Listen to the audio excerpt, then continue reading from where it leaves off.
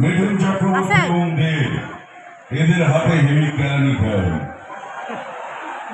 আর কেন খাই সেই কারণটা আপনারা খুব ভালো করেই জানেন।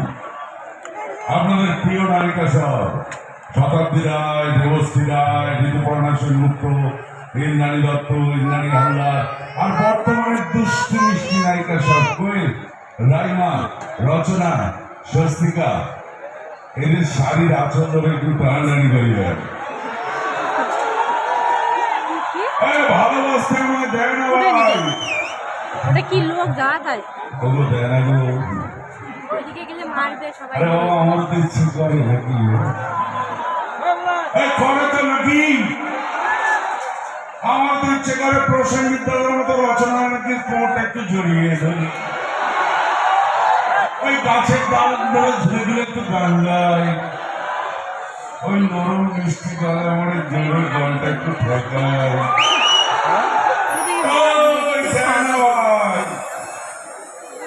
ওগো দেয় না গো।